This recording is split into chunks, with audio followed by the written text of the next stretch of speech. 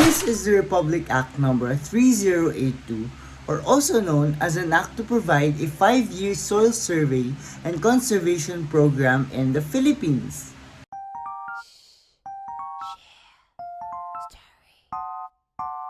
The law is tasked to be carried out by the Department of Agriculture in collaboration with other government agencies. The program is to do the following. Number 1, conduct a soil survey. Number 2, identify areas with high soil erosion and degradation. Number 3, educate farmers and other land users about the use of appropriate soil conservation practices such as terracing, contour farming, crop rotation, and the use of cover crops. And lastly, this program encourages research and development of new soil conservation technologies and practices. The law establishes the Soil Conservation and Land Development Fund, which will be used to finance the implementation of the soil survey and conservation program. Yes, so we had some issues with the recording of the reviews of existing implementation measures before. So I'm going to repeat it, but forgive me if I changed my clothes because it's like a day after. So the reviews of existing implementation measures. Now, I must say that the law had a very strong potential, even way back its execution in 1962. However, the 5 years duration of the program is not enough to cover such extensive objectives for the agricultural sector of the country.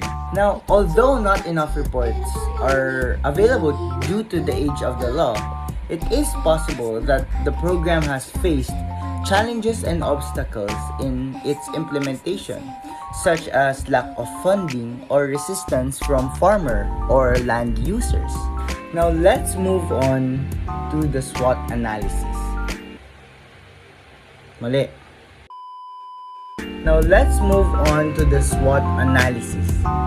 For the strengths, the law creates a thorough and multifaceted strategy which are mentioned in the objectives to combat soil erosion and degradation in the Philippines.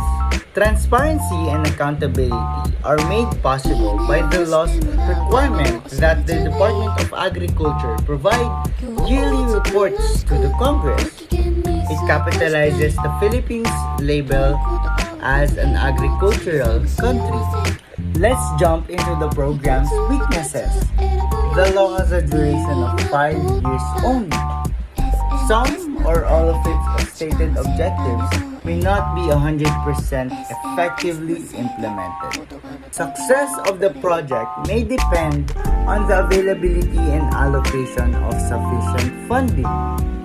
If implemented correctly, the program can lead to improved farming methods, soil fertility, and productivity. The law can contribute to the conservation of natural resources and or protection of Mother Nature. The program can face many problems it cannot control. A great example of this are natural disasters such as typhoons or earthquakes.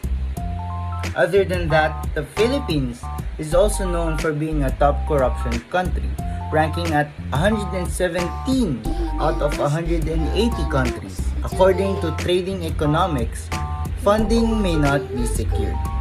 And lastly, not every farmer or land user may agree to the law's execution and can resist its implementation. Recommendations. The status of soil degradation has been significantly affected by time. Re-implementing the said program today would definitely benefit our farmers of the present time since a lot has changed since 1967 or the last year of the law's implementation. Number 2, upon its implementation, extend its duration from 5 years to 10 years. It can also have no specific duration and can be done annually. This is to ensure the effectiveness and proper utilization of our vast lands. Number 3, widespread information dissemination to make sure that farmers would be informed about the program's positive objectives and to avoid miscommunication about the parties involved. Lastly, secured and enough funding for the program's implementation. I hope you enjoyed this video and these are our references. See you guys next time. Bye.